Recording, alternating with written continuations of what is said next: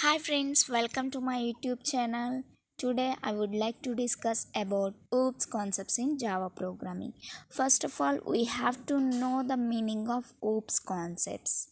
What is the meaning of OOPS? OOPS stands for Object Oriented Programming System. There are 6 OOPS concepts in Java programming. What are those?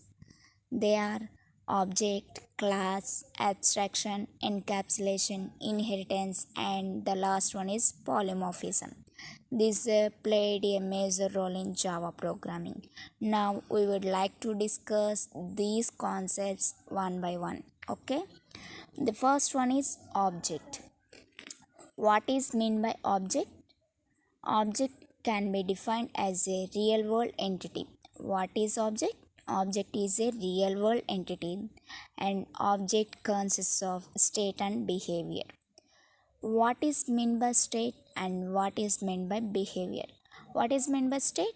State is nothing but the properties of the object. What is the behavior? Behavior is nothing but tasks performed by the object.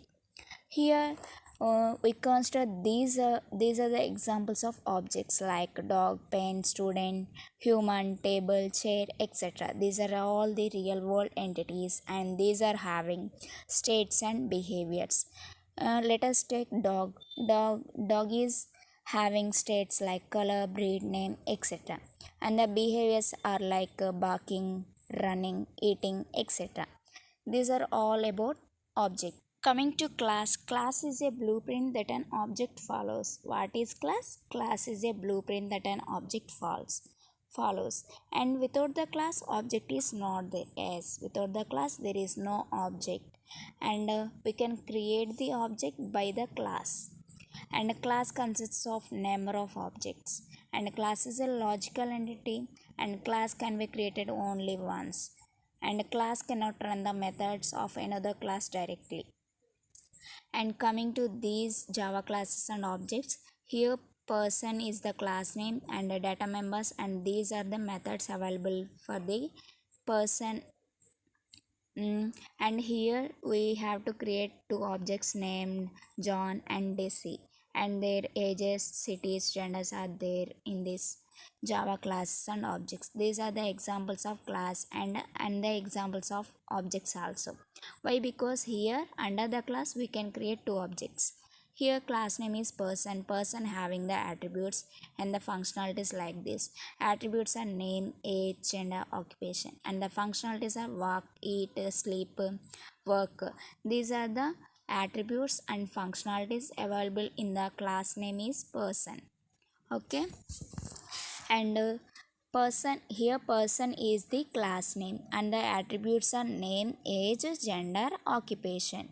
What are the functionalities available here? Here the functionalities are walking, run, sleep, work. These are about the class. Coming to abstraction, abstraction means showing only essential parts and hiding the implementation details. If you download Android application from the Play Store, we will get .apk file, or if you download software you get .exe file. If you run .exe file, we can get the software and we cannot get the packages, methods or functions which are used to create .exe file. That means abstraction is data hiding process. And these are the advantages of Java abstraction. What are those advantages?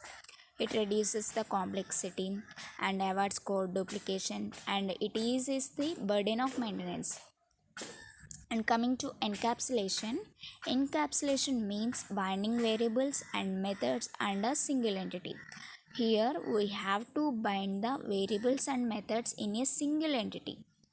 Now let us consider a class which is having these three parts. What are these three parts? Name, variable, methods. These are binding in a single entity, either a class or object. And coming to inheritance, inheritance means acquiring properties of one class to another class. Let us consider parent class and child class. Here child class acquiring the properties from a parent class. Hence this process is known as inheritance. There are three types of inheritances available in inheritance. Those three types are called as single inheritance, multi-level inheritance, and hierarchical inheritance. Coming to single inheritance is the simplest type of inheritance in Java. And in this, a class inherits the properties from a single class. Here, class A and class B. These are the example of single inheritance. Here, class A is acquiring the properties of class B, and class A is called as base class, and class B is called derived class. Coming to multi-level inheritance, the multi-level inheritance includes the involvement of at least two or more than two classes. One class inherits the features from a parent class, and the newly created subclass becomes the base class for another new class. Here A, B, C. In multi-level inheritance, these are involved. One class inherits the features from a parent class, and the newly created subclass becomes the base class for another new class. This is all about multi-level inheritance.